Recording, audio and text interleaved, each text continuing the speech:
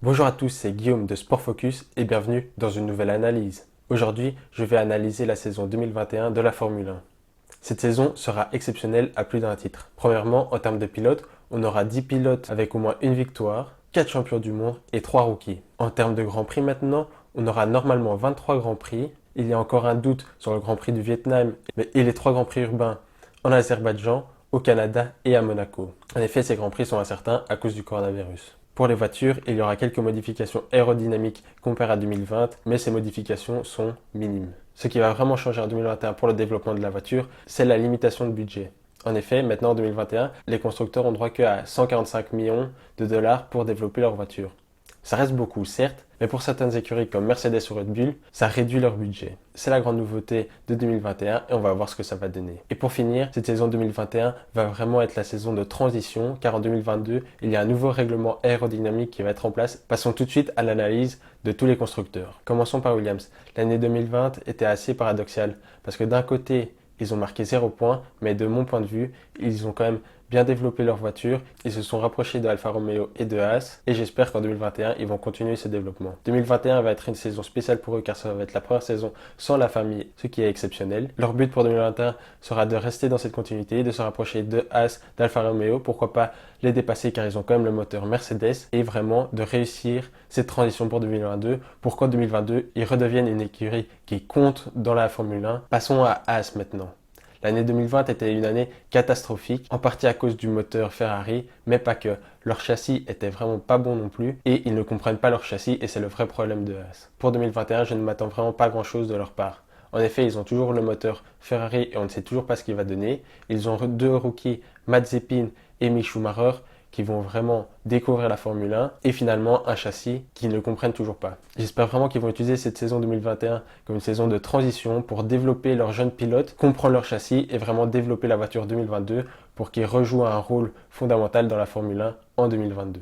Même si ça va être très compliqué de développer cette voiture 2022 avec deux rookies qui n'ont vraiment pas beaucoup d'expérience en Formule 1. Passons à Alfa Romeo maintenant. Encore une écurie avec un moteur Ferrari qui était au bas de classement la saison passée en 2020. Et j'espère qu'en 2021, ils vont rester à leur place, c'est-à-dire devant Williams et Haas, et continuer à se développer tranquillement. En effet, je n'attends rien de révolutionnaire de Alfa Romeo. J'espère vraiment qu'ils vont se concentrer sur 2022, utiliser l'expérience de Raikkonen pour développer cette voiture, pour redevenir au devant de la scène. Passons à AlphaTauri maintenant. En 2021, ils ont vraiment réussi leur année avec la victoire de Pierre Gasly en Italie. Pour 2021, j'attends que AlphaTauri soit dans les 10 premiers régulièrement et pourquoi pas aller chercher un ou deux podiums, ce serait déjà très bien pour eux. Pour la saison 2022, il y a beaucoup d'incertitudes avec le moteur Honda qui va arrêter en fin de saison 2021 et ça va être très intéressant de voir ce qu'ils vont faire pour 2022. Passons à Ferrari maintenant.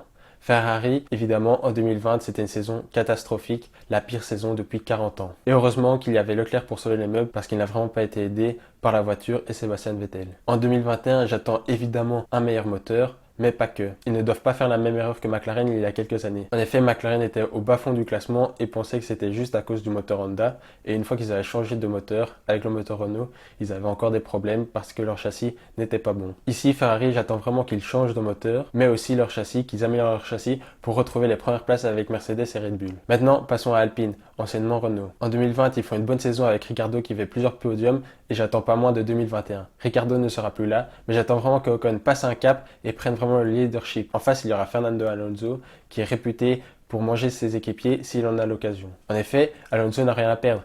S'il se fait battre par Ocon, c'est normal parce qu'il doit s'adapter à la nouvelle voiture. Et s'il bat Ocon, c'est parce que c'est un meilleur pilote, tout simplement. Et du coup, il doit être numéro 1 chez Alpine. Et c'est encore très bien joué d'Alpine d'avoir recruté Alonso, car il pourra apporter toute son expérience pour développer la voiture 2022. Et du coup, retrouver les sommets avec Alonso comme au bon vieux temps. Passons à Aston Martin maintenant, anciennement Racing Point. En 2020, ils ont fait une bonne saison, mais ils m'ont quand même un peu déçu. En effet, j'attendais mieux qu'eux. Pendant les essais hivernaux, ils étaient vraiment au top et j'attendais à ce qu'ils fassent plusieurs podiums et plusieurs victoires. Au final, ils se retrouvent avec une victoire et 4 podiums, ce qui est bien dans l'absolu, mais j'attendais quand même mieux d'eux. En 2021, j'attends qu'ils passent un cap, qu'à chaque opportunité qu'ils ont, qu'ils la concrétisent, qu'ils aillent chercher beaucoup plus de points, plus de podiums et pourquoi pas plus de victoires. Ils ont un quadruple champion du monde avec Vettel, à eux de le mettre dans les bonnes dispositions parce qu'on sait que Vettel a besoin de confiance pour bien performer. Et s'il est dans les bonnes dispositions, il pourra aller chercher des victoires. Passons à McLaren maintenant. En 2020, ils ont vraiment progressé. Ils ont réussi à déplacer Racing Point alors que dans l'absolu, ils avaient une moins bonne voiture et un moins bon moteur. Mais ils ont vraiment pu optimiser cette voiture. En 2021, j'attends qu'ils fassent la même chose et avec Ricciardo, aller chercher un peu plus de podium. Passons à Red Bull maintenant. En 2020, pour moi, ils ont fait de leur mieux. En tout cas, Verstappen a fait de son mieux. Alex Albon a déçu, mais bon, Red Bull a remédié à ça en prenant Sergio Perez, qui est pour moi une très bonne recrue. En effet, Perez a beaucoup plus d'expérience, est plus offensif que Alex Albon et pourra rivaliser de temps en temps avec Verstappen. Pour 2021, c'est ce que j'attends vraiment, les deux voitures juste derrière la Mercedes pour combattre avec deux voitures. De plus, Perez qui est en Formule 1 depuis 2011 pourra apporter toute son expérience pour développer la voiture 2022 pour que celle-ci soit devant les Mercedes et au top de la Formule 1. Mais pour être au top de la Formule 1 en 2022, ils devront résoudre le problème du moteur Honda qui s'en va en 2021. Et on finit par Mercedes. En 2020, ils ont juste été parfaits. En effet, de leur point de vue, ils sont champions du monde constructeurs et champions du monde pilote assez facilement. Juste Verstappen qui les a un peu titillés et encore. Un numéro 1 très efficace, un numéro 2 qui fait son boulot. Que demander de plus pour Mercedes? Eh bien, que demander de plus pour Mercedes?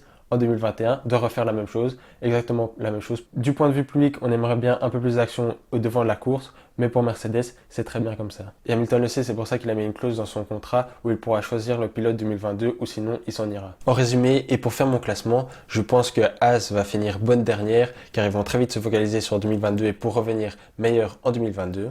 Ensuite, je pense que Alfa Romeo et Williams vont être plus ou moins au coude à coude, vont aller chercher quelques points de temps en temps, mais vont aussi très vite se focaliser sur 2022. Ensuite, je mets AlphaTauri et Alpine ensemble, évidemment meilleur que Williams et Alfa Romeo, mais un peu en dessous du reste, car AlphaTauri a gagné beaucoup de points grâce à de Pierre Gasly et ils n'auront plus ces points-là, je pense. Et ensuite, Alpine a perdu Ricciardo, je pense que c'est une grosse perte. Alonso va prendre du temps pour s'habituer aux nouvelles voitures et Ocon, je pense qu'il n'est pas encore totalement prêt pour être le leader et pour emmener Alpine au top niveau. Ensuite, je vais mettre McLaren et Aston Martin ensemble. Deux très bonnes voitures. McLaren avec le nouveau moteur Mercedes pourra être plus rapide que la saison passée, mais ne sera pas encore au top niveau je pense car il devra apprendre avec ce nouveau moteur. Et de l'autre côté, Aston Martin qui va être très compétitive, mais je pense que ce sera plus une Mercedes rose et du coup un peu en dessous comparé aux Mercedes, au Red Bull et au Ferrari. Ensuite, je mets Ferrari un peu en dessous de Red Bull et Mercedes. Je les vois de nouveau au top niveau avec un nouveau moteur et un bon châssis, mais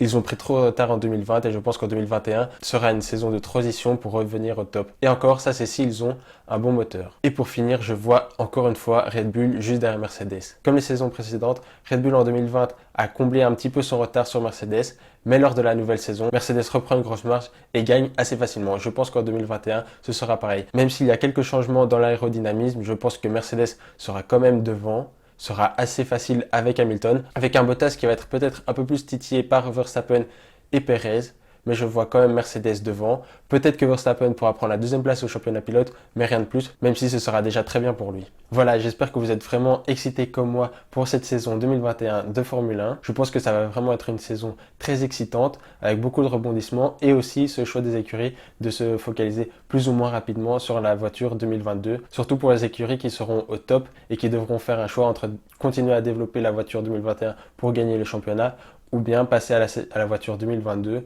pour gagner le championnat dans le futur et ne pas être largué avec la nouvelle réglementation. Si tu as aimé cette vidéo, n'oublie pas de mettre un like et de le faire savoir en commentaire. Et aussi, n'oublie pas de t'abonner. Et n'oublie pas d'aller voir mon Instagram Sport Focus, je mets d'autres analyses sportives sur ce compte. Et à bientôt pour de nouvelles analyses.